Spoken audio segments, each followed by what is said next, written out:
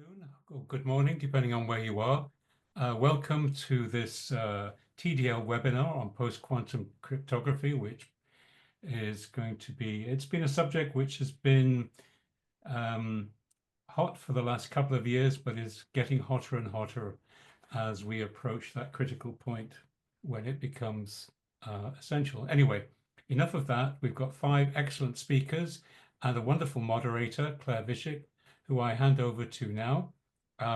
This session will be recorded and will be made available later on TDL's YouTube channel, as well as a short report on our Substack account. So with that, Claire, over to you. Thank you very much. I am delighted to moderate this discussion. Everyone has been talking about post-quantum cryptography for almost 3 decades since the dangers of quantum computers with regard to some common algorithms were outlined. And after many research projects, many lessons learned, new government regulations, now standards in process, and transition strategies that have been emerging, we now want to take stock of the field to talk about deployment, to talk about transition, to talk about lessons learned, and to talk about non-defensive areas, such as what did we learn that advanced the field of computer security and cryptography in general. We are fortunate to have distinguished panelists joining us today. I will give the briefest of introductions for them, but you can read their full bios online.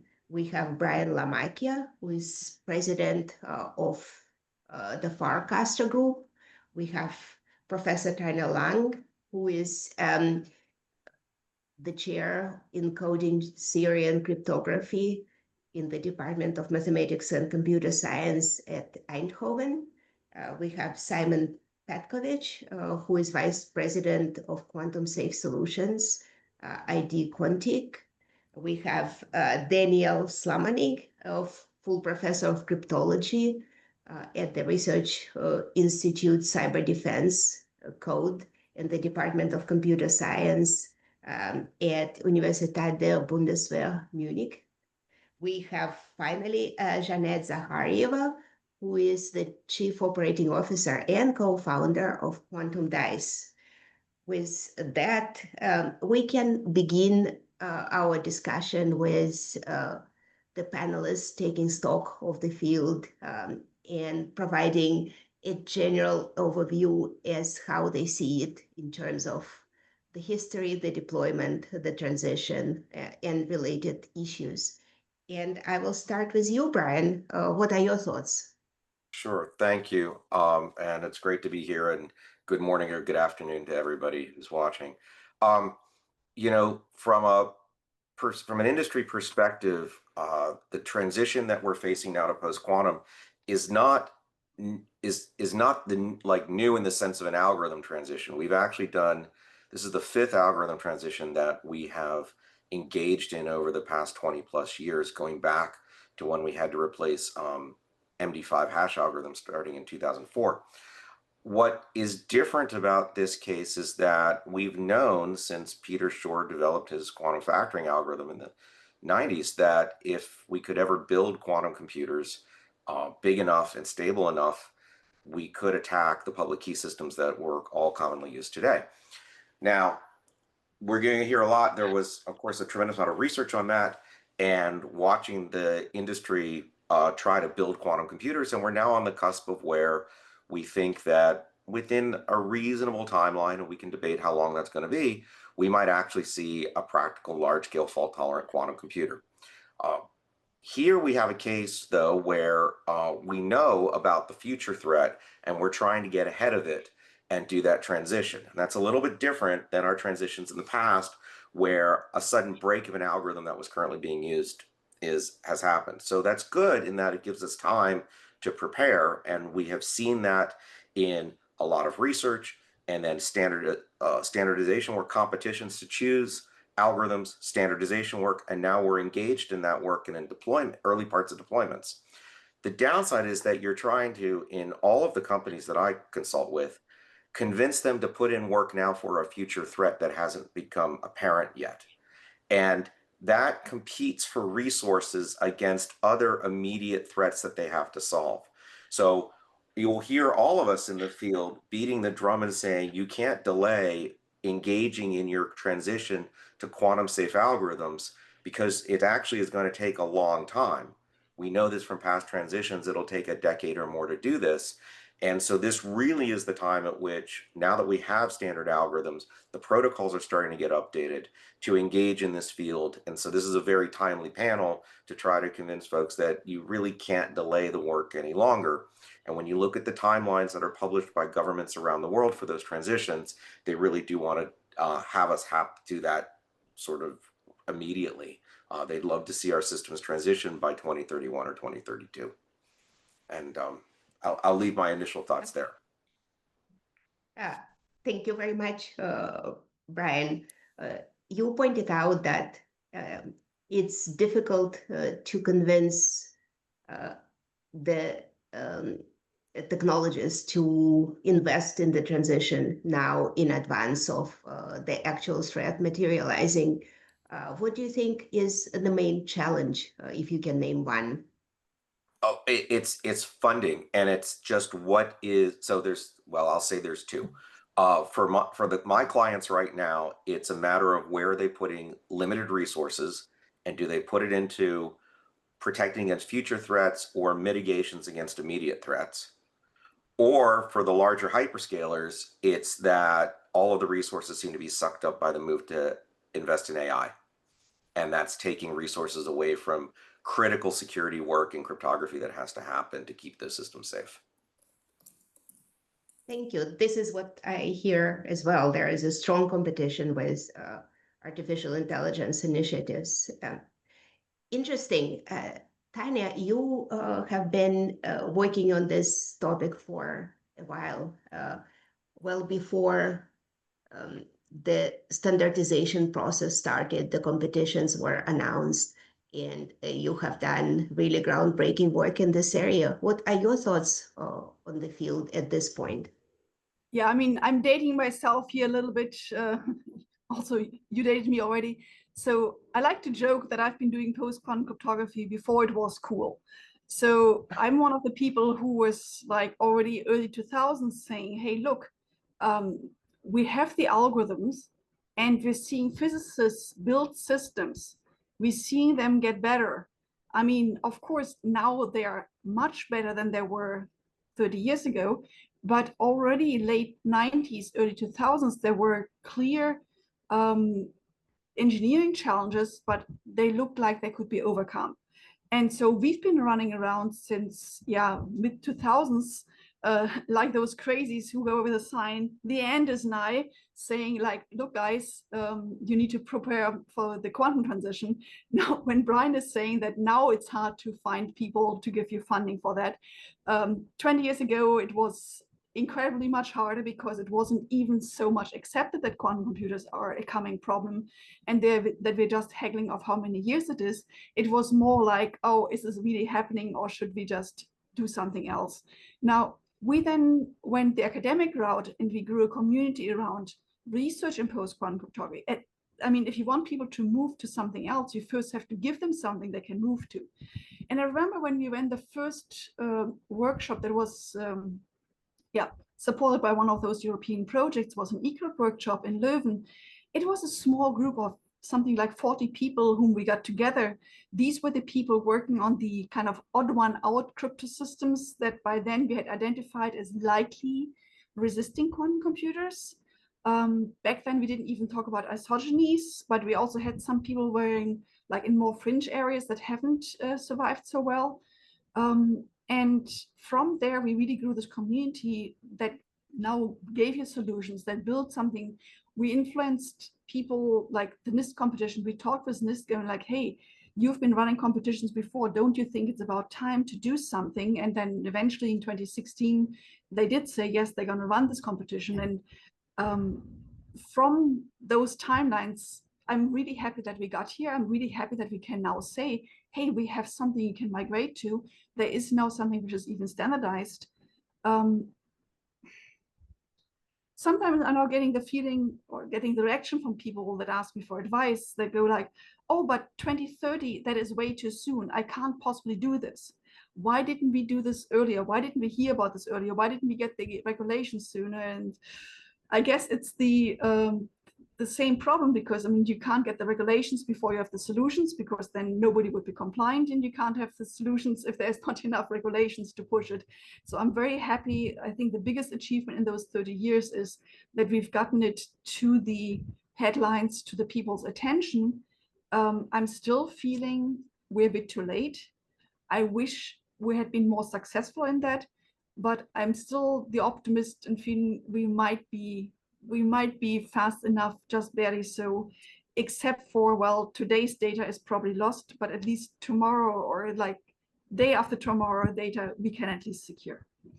So, well, something achievement in the 30 years, but definitely not there yet. And yeah, Brian, I can't agree more with you that it's in many ways an easier transition than any before, because we have the advanced warning, but it's also a much harder to sell one, because when MD5 got broken, there had to be budget to move.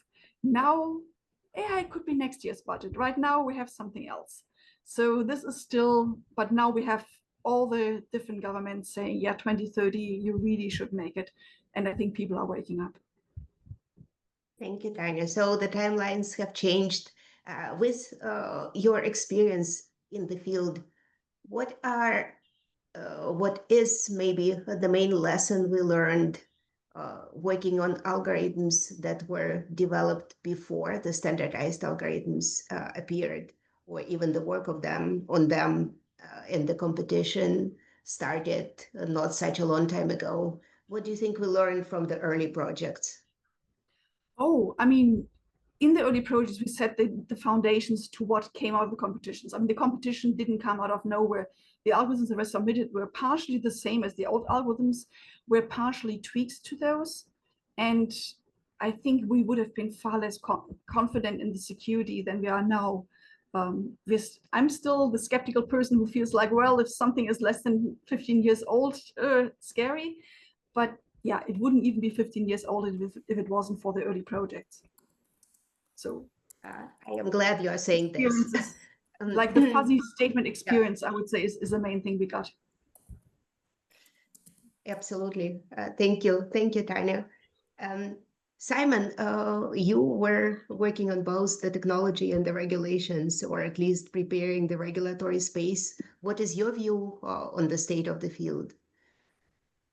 Yes, thank you, Claire. That's a fantastic question. I've been observing this since 2019, roughly, the situation in the post-quantum and what's happening, and whether we're going to get ahead of it or not. And there's a lot of history we can learn from, as some of you have mentioned, including how slow we were to phase out deprecated algorithms in the past. There's a lot of lessons there. It's not an easy process. But a couple of things, maybe just to frame the way I see it today, is there is a true geopolitical race to quantum computing, and it's shrinking the timeline to D-Day. So there's been chatter about quantum winter and so on, but we see none of this. We see this race to scale in reality. In particular, as you know, IDQ has been acquired by IonQ, so we see that in IonQ and IDQ. That push of the whole industry, and in particular our push with recent acquisitions to scale the compute, which then leads to that sort of a shrinking timeline. You also have geopolitical investment and race in the East, in China and so on, and multiple countries are investing. And so the threat in a way accelerates, but the enterprise response remains slow. And I've been thinking about it a lot, even though regulations are slowly kicking into motion. The NIST has moved with the drafts. I spoke recently at the Quantum World Congress with Bill Whitehouse from NIST about it. So we have movement. FIPS is following. It's not there yet, so people are waiting for all of these newly implemented algorithms to be FIPS approved and so on. So all of this is in motion. You know, QKD is also in motion. We've done recently an approval in Korea, which was a bespoke approval similar to common criteria, but ahead of the protection profiles. But overall, I think the issue we're facing as the industry is that in general enterprise space, they're focused on threat du jour, on what's happening today, what can impact them today. And they perceive, for the most part, still harvest now, decrypt later, an invisible risk, an unclear risk for them. Yet what they see is that the migration or what they need to do to migrate to post-quantum cryptography, whether that being algorithm-based or physics-based, carries a very visible cost. You have invisible risk, you have visible cost. So that's the first thing I can notice. The other one is that that tangent leads to many of these to some sort of migration paralysis. They do not know where to begin and so on. So it's a bit of that. And then so they delayed. Another paradox I've noticed, maybe to mention this just to open up the platform for dialogue, is that, you know, in the past or even today, traditional cybersecurity attacks, they demand deep expertise, sophistication, time, precision to breach many layers of defenses. You know, the quantum threat itself flips the logic. You know, it is suddenly easy to tap. You know, tapping infrastructure is really easy. You do not need any of this or none of this sophistication in reality, if you think about it.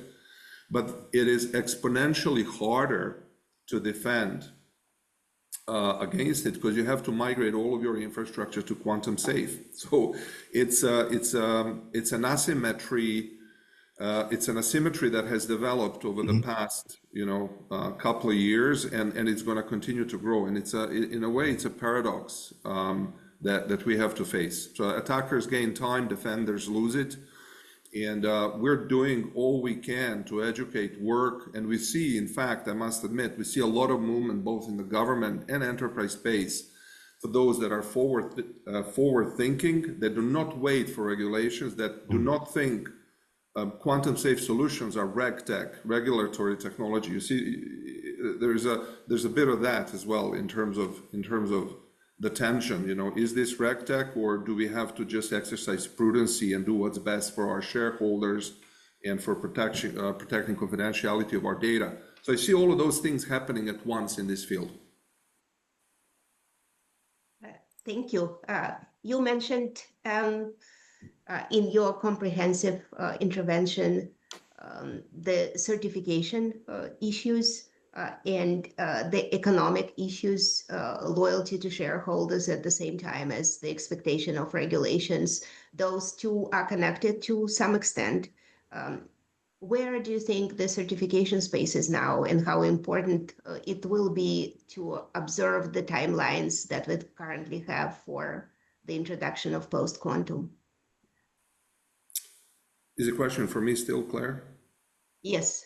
Yeah, it has to move fast. And we know that the national security agencies have been traditionally staffed with thousands of mathematicians, and they're working their best. They're really working hard to have these standards out and to have people to certify them through various certification programs. At the same time, you have expert opinion, and I've heard it many times from exceptional experts in banking, finance, and other industries, that they believe that both of these have to move, both math and physics have to move in parallel, because the confidence is not that great, and they would like to see agencies move on both fronts. But that poses a challenge for them, because, you know, it's a logistical challenge as well. They have to rush the industry to PQC, because that solves 100% of the use cases with some uncertainty. At the same time, they're not staffed, they're not equipped really to go into physics. It's a different kind of problem space. And we would like to see, and we offer our help, and we work with many of these standards bodies to come up with protection profiles and to make sure, you know, when you have Monetary Authority of Singapore, MAS issues an advisory to the industry to look at all available technologies, physics and math, to protect against quantum safe, that in fact people can come to the industry and have something that's certified, that they can install, that they don't have to do evaluations in-house, which is, as you know, very, very painful and slow process, and enterprises tend not to like to do it. So it is important, and it's not easy. Daniel, you have an illustrious career in the field and understand the practical aspects very well. What is your view on where we are now? Hi everyone. I think I can just like underline what the other speakers already said. I think we're rather on the late side, right? We should have been a bit faster in pace, trying to transition to post-quantum crypto. But I think in many ways there are many positive things that we could also see or take from this whole thing, right? So like nowadays, I think this whole discussion about the transition to post-quantum crypto, there are many more people are speaking about crypto, right? So there's much more visibility about, like, in my system there is some point where I need to change something to some other library or whatever, so people are aware of where stuff is happening, and that I think that is very good, because now people know what is happening in their infrastructures and where they have to change or where they have to do stuff. But I mean, doing this is, I think, very complicated, right? Because it's now we're talking about like making plans, like inventories, looking at where we have to switch to post-quantum crypto, but then really doing it, I think, is another thing, right? So I mean, knowing where we have to change and then really doing the transition is going to be something very difficult, I think. What I also like, I think, is, and I guess that's a lot of people are noticing this, is that we really see like the applications that really are used by masses, by many people, like web browsing, secure messaging, that they are really transitioning very fast. So they are really among those that already roll out the stuff. So which means that for many people, we already have a really good protection when it comes to post-quantum crypto, right? But there are many more places where stuff is still unclear, right? So if you, for instance, look at cryptocurrencies or the whole blockchain space, right? So everything is protected by signatures. I mean, that is like worth trillions of dollars or something like this, right? So that's a very critical thing. And one thing that when it comes to applications, then I think that I want to stress is that I think the transition to post-quantum crypto is also a very good chance to do stuff now better than we have done it previously.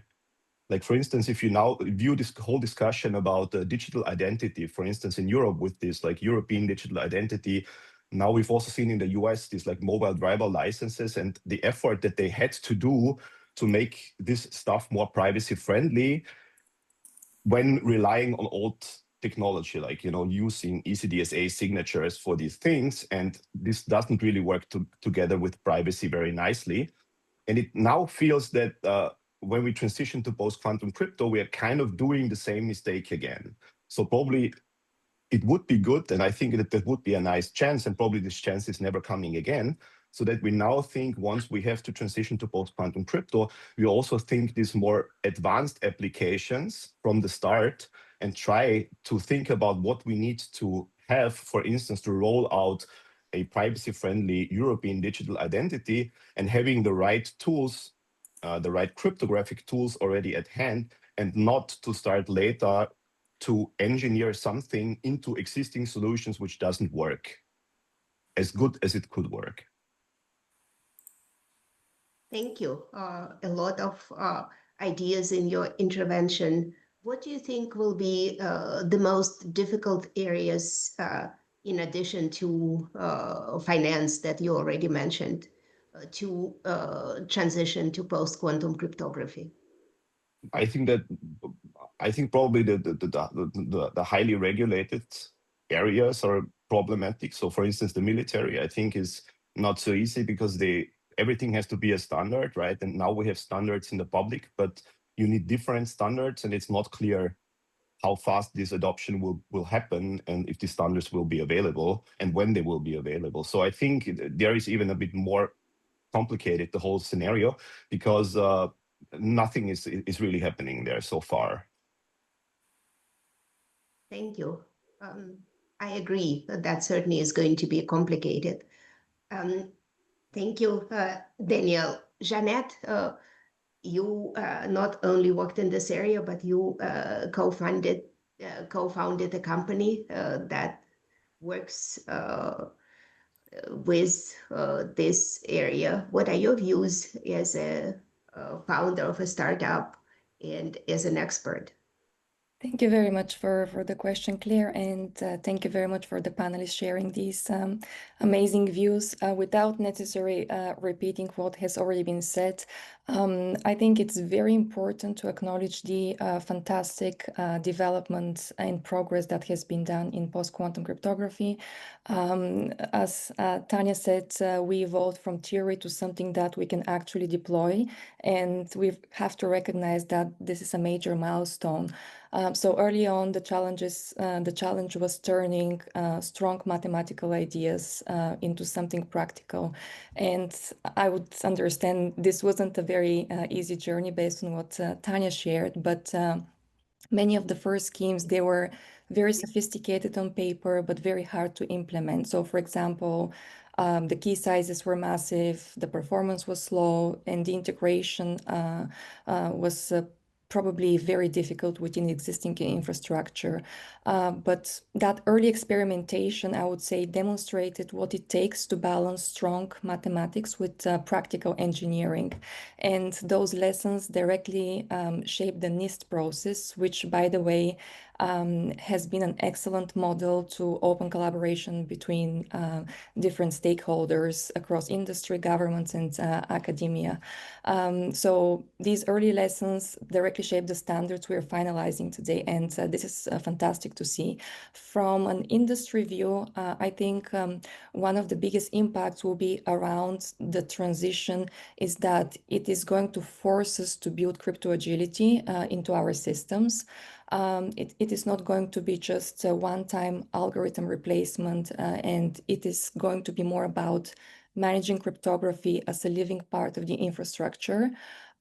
We must know where it is used, being able to update it, and what will be the plan for the evolution. To add to Daniel's points, when it comes to some of the hardest areas where post-quantum cryptography will be valuable for the transition period, it's, I would say, this could be some of the long life systems. So for example, IoT, industrial, embedded devices where upgrades are much harder. So those need early planning and hybrid approaches. Just an example, many IoT and embedded devices, so for example, ranging from smart meters to industrial sensors, they don't have built-in or secure or even reliable ways to receive software or firmware updates once deployed. And some were never designed with remote updates in mind. So upgrading their cryptography means physically replacing the hardware or doing complex field updates. Also, PQC algorithms often require very large keys and more computational resources, which unfortunately the small embedded chips and the low power devices simply don't have the spare capacity to handle those heavier cryptographic operations.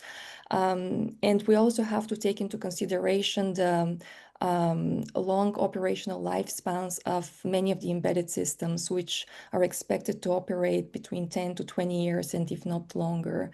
So we really need to take the post-quantum cryptography transition seriously, and we have to put the right measures in place if we want to have a relatively smoother transition moving forward. Thank you.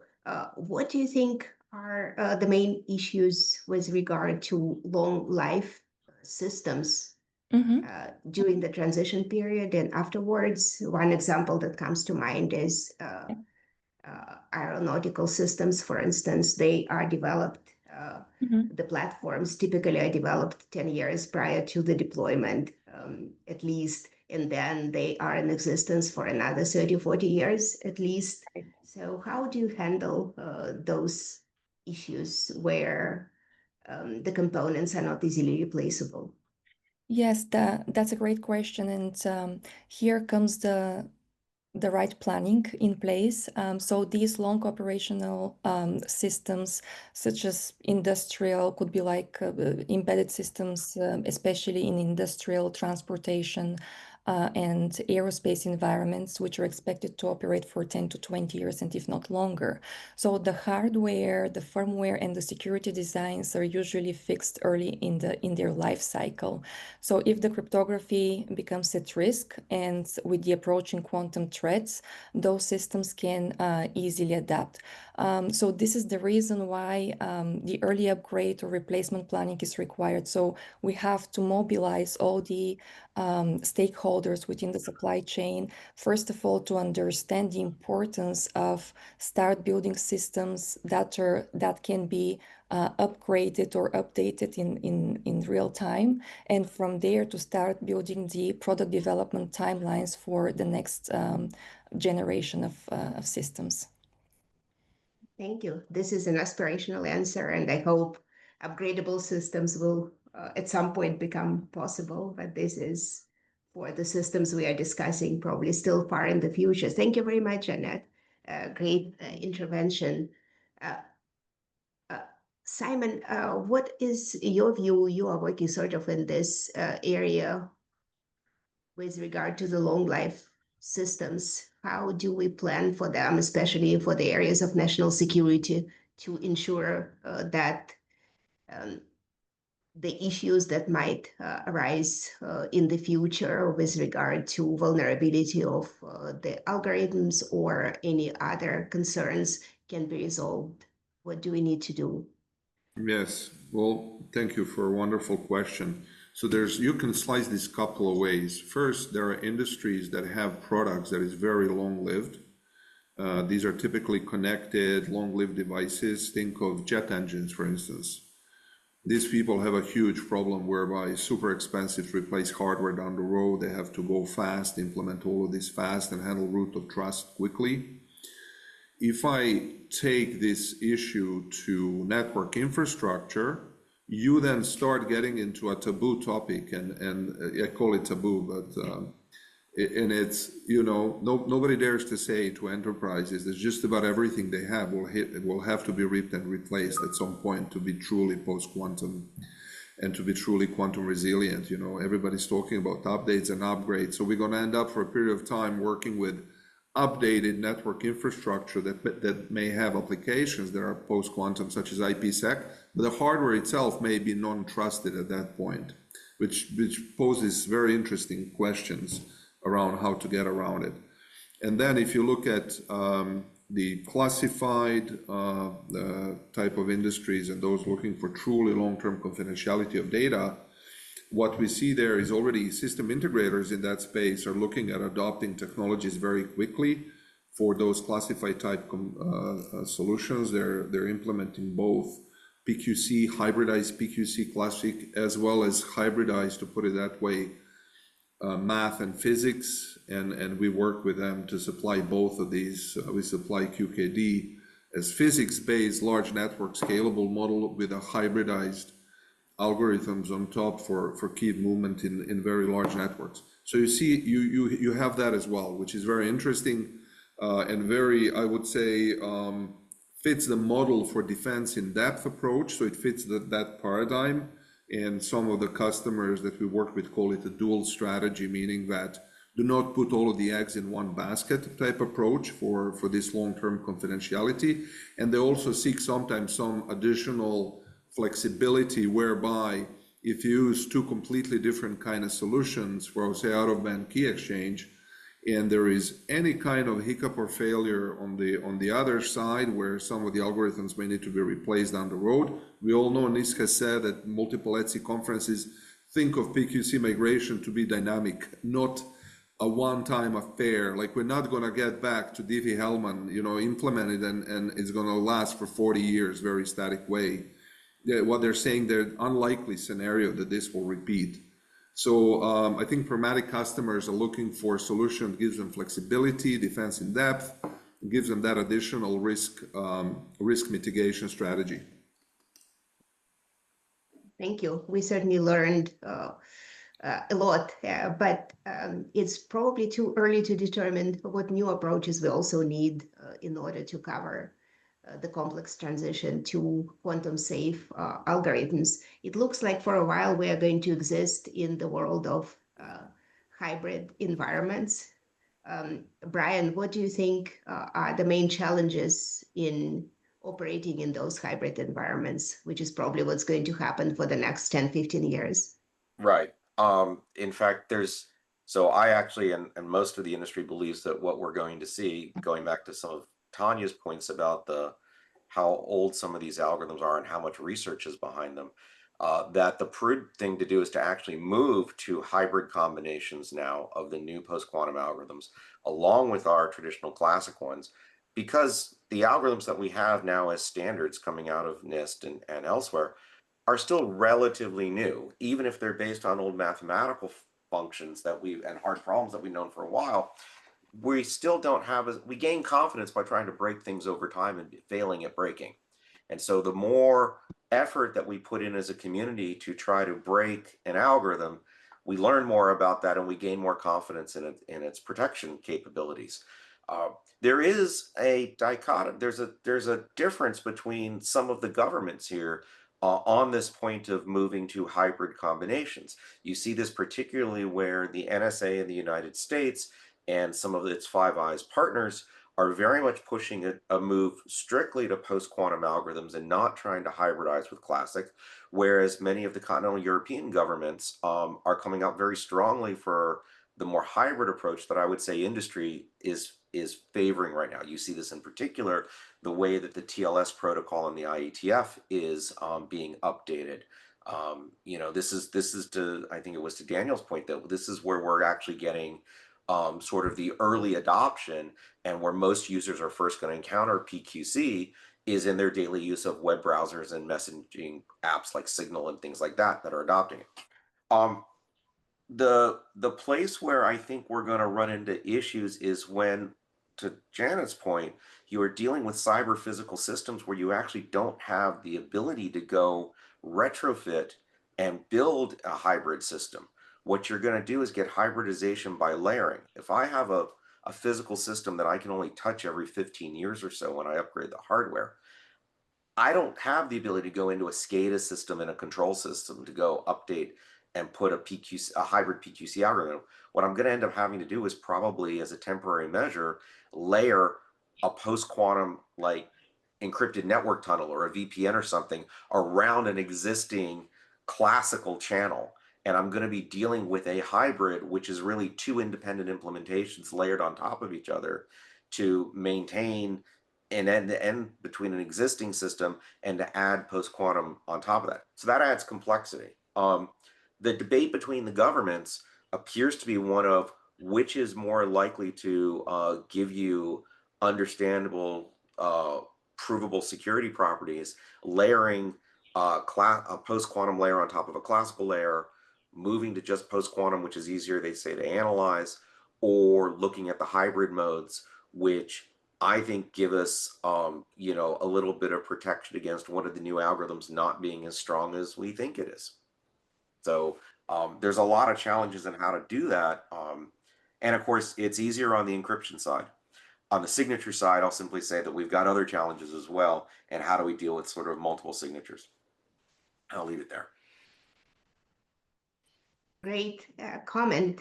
And to continue, it has been said that all transitions are dangerous in that they could make us less secure for a variety of reasons. Replacing systems that work with systems that will probably work but have not been tested in practice is always dangerous. Tanja, what do you think about this? Are you optimistic, pessimistic? What are your views? So I think I'm generally an optimist when it comes to things, and I'm also seeing this transition as a chance to clean out things. So we're still finding places where we have cryptography from the 80s, like export restricted cryptography from the 90s, really bad stuff. And so it's useful that we're doing a complete inventory of figuring out, where are we using cryptography, what is around there. There was just a very nice paper by Nadia Lange and her team about space communication, like satellite communication, where they found no cryptography at all, like plain text messages going up to satellites and so on. And I've been working with the European Space Agency in bringing some protocols even to, well, we're bringing them to post-quantum cryptography, but we're coming to a place where they don't actually use public key cryptography so far. It is all symmetric cryptography. So it goes up with a key and there's some key rotation scheme, but it's all symmetric based. So there's no new randomness, there's no PKI or something. And so those are long-lived systems, certainly longer than the like the airplanes that you mentioned, because we're dealing with like long time before it goes up to space, and then 10, 20 years when hopefully all these Mars rovers and whatever will stay up there. So it's a great moment to get things right. It's also a concern to mess up royally. And so I'm definitely on the side of wanting hybrid. We have gained experience with implementing elliptic curves. While part of my own research work is on cryptanalysis, so I'm still trying to break those systems.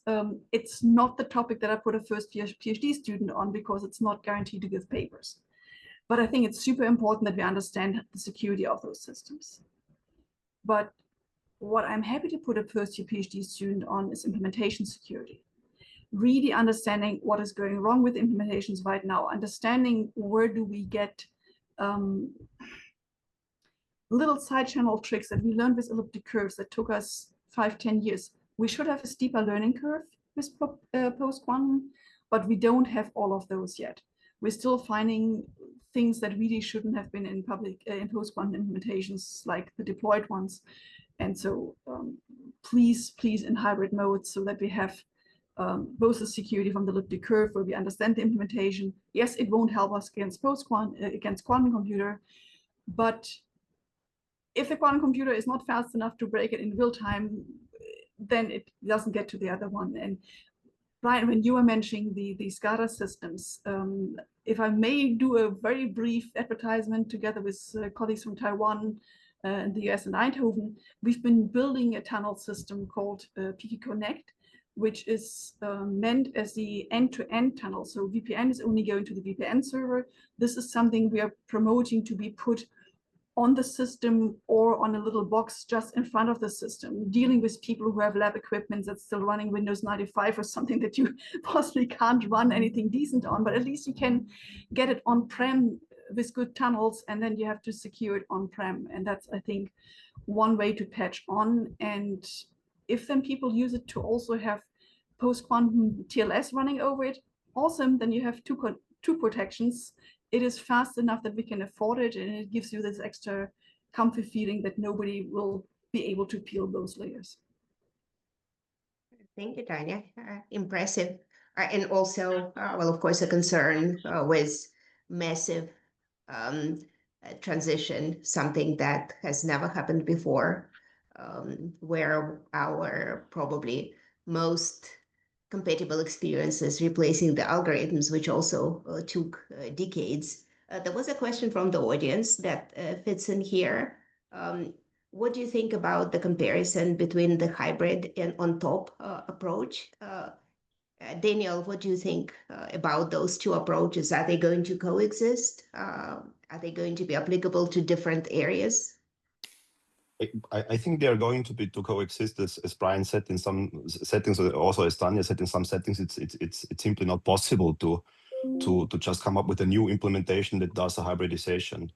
So there probably you have to run a layered approach, and I think that's what also governments are urging now to everyone to look into the infrastructures and to see where can we do something or where do we need to do something, and also to figure out where are the dependencies, right? Where are things where I can do stuff on my own? Where are things where I use like external software from vendors where probably I don't have a full control over when or what they are doing? And also if you use like third-party cloud services where crypto might be implemented where I have no control over that.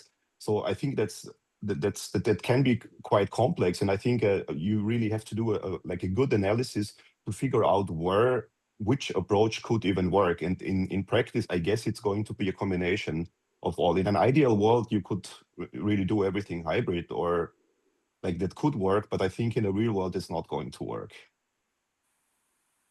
Thank you. I completely agree. That's probably how it's going to be, hopefully it will be a relatively orderly transition, but I think it will have several paths that will be applicable to different types of environments, different types of applications.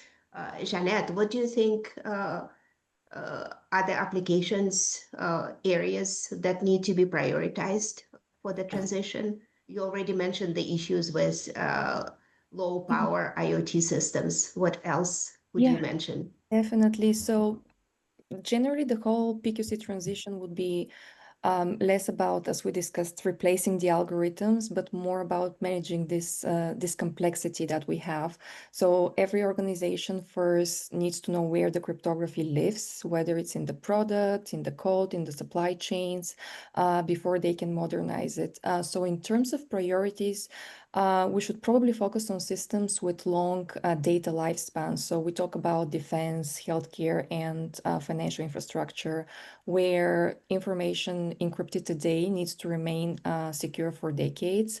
And as we previously mentioned, IoT and embedded systems also need early attention, since they're probably the hardest to update once deployed. But the extended timelines that we currently have give us a real window to prepare, to build cryptographic inventories, test the hybrid solutions, and also to train our technical teams. Specifically, I would like to raise the point here that we really need to invest in training of developers and engineers to understand how to implement PQC securely and efficiently. So if we really use this period well, I think PQC won't just make us like quantum safe, but it will make our infrastructure stronger and more agile for whatever comes next. So I'll leave it here. Thank you. Great answer. The standardization of the algorithms is in place. It certainly is helpful, but we have the massive transition that we have not carried out before for those environments that have become mission critical, whether they are hybrid on top or purely quantum safe. It still is an issue. What happens when one or more algorithms are broken or considered not as safe as they appeared when they were standardized? What do we do in terms of replacing those algorithms in standards bodies and in the plans? Brian, what do you think?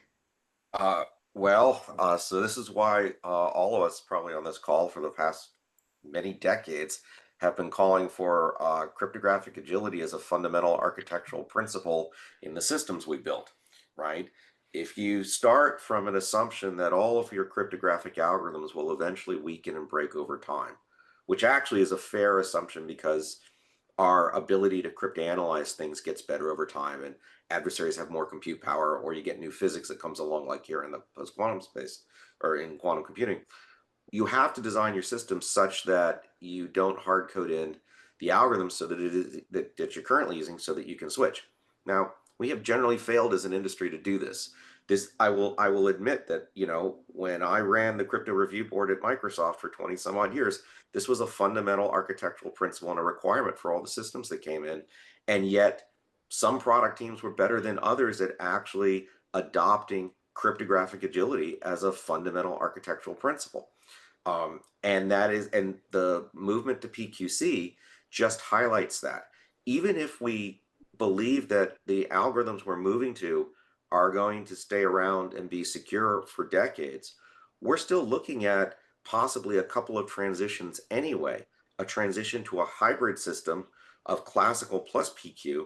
And then when quantum computers become so commonplace that the classical elliptic curve or finite field-based systems don't give us anything anymore, we would then transition off of that because you wouldn't actually be gaining anything and it would just take up time to a pure PQC system at that point, or even a combination of two different PQC algorithms. That's another chance to basically move, and that requires agility in the systems. It's a really hard architectural principle to maintain as you layer more levels of software onto the stack. It's an easier thing to do at the low levels of an operating system, but by the time you get to a very high level application, making sure that all the intermediate packages in between that you are dependent upon enforces the principles of agility and makes it easy to reconfigure, that's a tough thing to do. And it's something that we're constantly working on, and we need to really hold all of our developers to those principles and to make sure that they test for that as part of their standard test cases. It certainly is not easy, and you are talking about fully enabled full computing systems, and what we mentioned several times, long life systems, IoT systems are certainly more complex to bring together in this paradigm, but at least we have a vision that algorithm agility implemented consistently is the way to go. What do you think, Danielle? What do you think could be done for instance, low power, inexpensive systems as part of the transition? I think that's a great question, but that's a very hard question, I think, because I mean, what NIST is trying now, or what I think what is going to be done is to be a bit more diverse in the mathematical assumptions that you're relying on, right? So that if you have an unforeseen break, or that you can switch to another algorithm, and if you consider crypto agility in your architecture, then it should not be too hard to switch. But I think the hard part is if you're now designing hardware, because and especially if you're designing like low power hardware, the problem is like usually you need some like dedicated hardware for acceleration and stuff like this. And the problem is now if you want to implement like two different post-quantum algorithms, or like all the hardware that you need, the acceleration that you need for different algorithms, then I mean, it's more costly. And the question is like, how do you choose, right? And which combination are you going to implement? Because it's usually you cannot do everything, like implementing every standard, just to be sure that you're supporting everything. So I think that's a really hard question. And I don't know what would be the best to do. It's indeed a very hard question that we mostly have aspirational answers for, but I think the technology, the research will move forward to provide some more practical answers before too long. I hear a lot of people speaking about it, but it certainly will take time. It's always it always appears that this area, quantum safe cryptography, is defensive. We are on the defense against the new generation of computers that are more powerful, can break algorithms in a different ways. But over the 3 decades of this work, probably some defense, not defensive, but forward-looking areas were created, and new ideas appeared, were addressed, and were developed. What do you think we learned that has a broader implication for the field of security, the field of cryptography at large during those 3 decades of work? What do you think was the most important contribution or contributions to the field? Tanja, what are your views? Oof, that's a hard one. I mean, you say Yes. it's defensive. I mean, part of what we're getting now is actually that these new systems are faster than elliptic curves. So when you're looking, say, Kyber, or now called ML-Chem, I mean, the FIPS standards are actually higher speed than elliptic curve based ones. The downside that we're still experiencing is like that the bandwidth consumption is worse. So they need larger public keys, and they need larger ciphertext than what we're used to with straight quantum. So there we actually gained something also implementation wise. And I think they're just much more aware. I'm still hanging a little bit behind. And since I have the word, I would like to make a plea for being more careful with using words like agile and hybrid, because I think each of us using those words with a particular meaning, and then I hear somebody else use the same word with a different meaning, and I go like, well, I didn't define it because I'm hearing agile being used to mean we're doing a negotiation at the beginning of a protocol, which is something I consider highly dangerous. I think I want to have a fixed cipher suite, but an easy way of replacing the cipher suite, and I do not want to have a negotiation. Similarly with hybrid, I'm using it in this concept of post-quantum to mean I have a pre-quantum system together with a post-quantum system fused together as one system so that the key depends on both and is as strong as the strongest. But I'm also hearing it used, for instance, by Simon to mean, well, QKD and post-quantum. I'm hearing maybe with Janet also to mean that systems coexist next to each other, that we're still supplying the old one. And so with one word where we're saying, oh, hybrid is the way to go, we mean 3 different things. And so this is something where I feel like as a community, we haven't gotten to the right wording. So I'm now getting to the kind of nitpicky way of saying, yeah, when I say hybrid, I mean the following, which makes my talks a little bit more boring. But I think it's necessary to clarify those, because I don't want to be accused of saying we should keep pre-quantum around as a pure pre-quantum. That's definitely not what I'm suggesting. But some people take that, I'm almost feeling like a straw man, and dismantle it when attacking hybrid systems. And so I think one other lesson learned over those last years is, yeah, we have to be careful in how we express things. And when we go in for saying, oh, the European agencies and the US agencies say the following, I think they mean that they don't want pre-quantum next to post-quantum. They certainly do not want them as separate systems, and I don't want either. But I'm concerned that they also do not like elliptic curves fused in, even though I think it's important defense. Sorry for deviating from the initial question. I agree. We certainly need more clarity in how we use the terms, how we express the way forward in anything from papers and projects to regulations. Very important. What is the most important thing that's broadly applicable that we have learned in post-quantum, Jeanette? What is your top thing? Yeah, that's a great question, and I also agree with Tanya's point. So while PQC started as a defensive effort, but in reality, PQC research has been a very powerful, I would say, catalyst for innovation across the entire cybersecurity and computing landscape. It kind of pushed us to build or to start planning for building systems that can evolve as threat changes. And having this mindset has modernized how we for example, manage digital trust across industries. Alongside that, I would say another beneficial outcome from the PQC work was around this, I would say once again, strengthening the collaboration across sectors.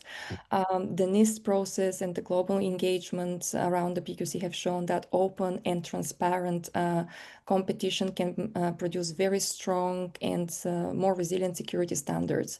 So that model is now influencing not only the PQC transition, but how we approach AI safely, how we approach digital identity and the cybersecurity regulation as well. So it is really important that it brought together everyone within the industry, government, and academia in one of the most transparent and I would say successful standardization efforts we've ever seen.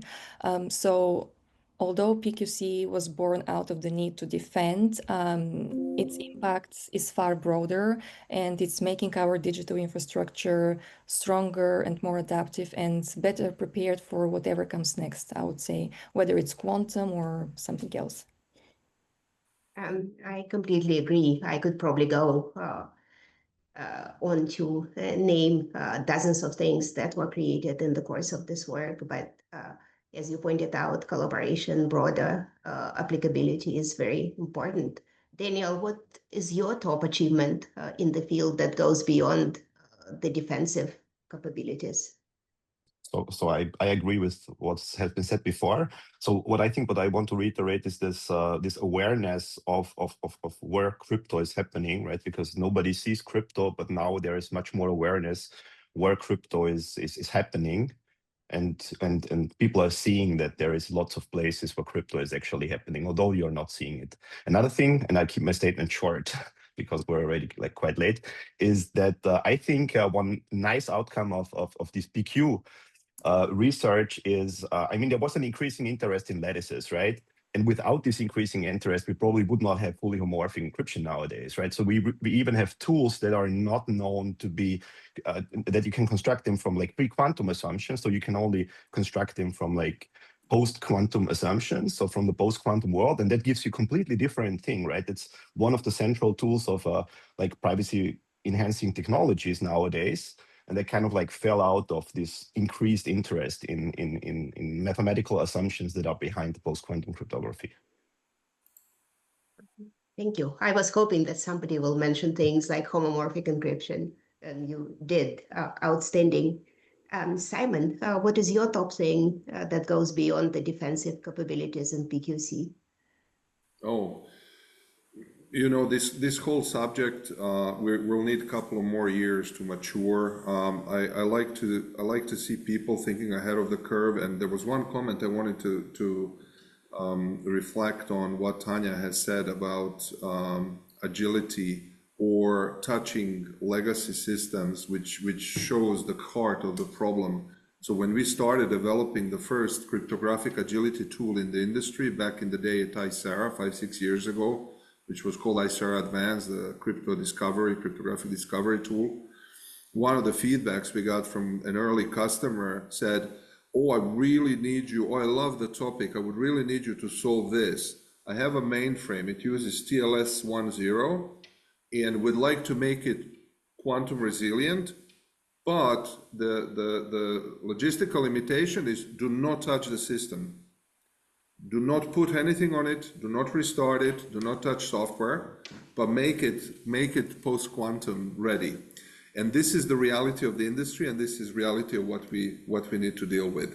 So yes, there's going to be many kinds of solutions, and yes, I also agree that we need to become a little bit more precise when we say what the agility really means. For me, what the agility, for instance, means is there is a SHIN or a clutch or a governance system where every app in the company can be forced with a press of a button to flip the algorithm on the fly. Then the systems are agile.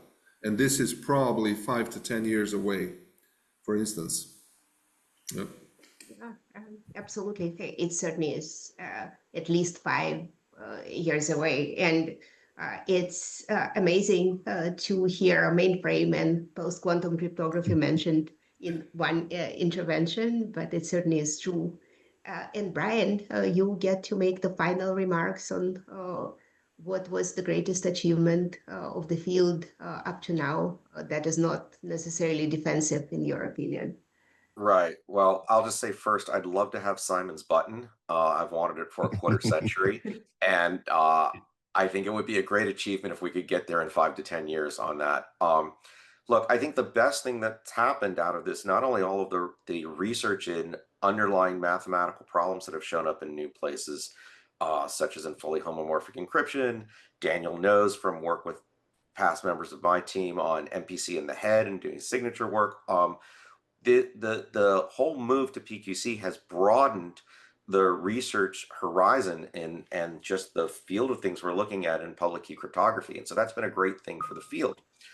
I think the biggest achievement, though, is more the fact that we are all talking about this to a broader audience these days, and there is a greater group of people in our industry broadly who are talking about public key cryptography and the needs to constantly update and keep on the forefront to defend against future threats.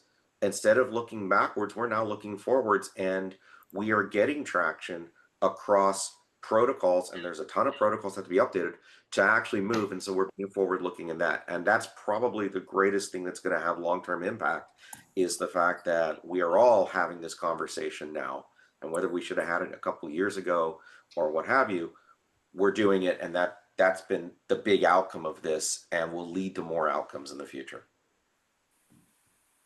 Very appropriate concluding remarks. Thank you very much to all our distinguished panelists for your participation, for sharing your ideas for coming to those great conclusions. It's a field with considerable history that is facing a difficult road towards transition, the kind of transition we have never experienced before.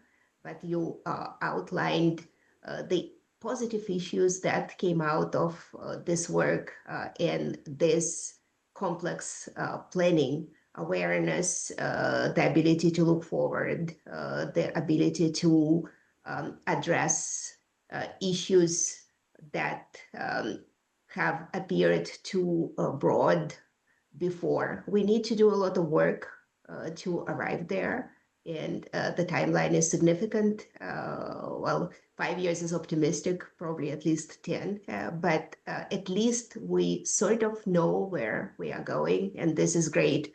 Thank you very much for your participation and sharing your thoughts again. I am now passing to David Goodman Thank you, to Claire. close this meeting. Okay, thank you, Claire, and thank you to our 5 panelists, Tanja, Jeanette, Brian, Simon, and Daniel, for a fascinating discourse on PQC and a very positive way to end the discussion. As I mentioned earlier, there'll be a recording of this available at the beginning of next week, as well as a short summary report, which will be made available to everyone. So with thanks to everyone and to our audience for bearing with us, I wish you all a good morning, good day, good afternoon.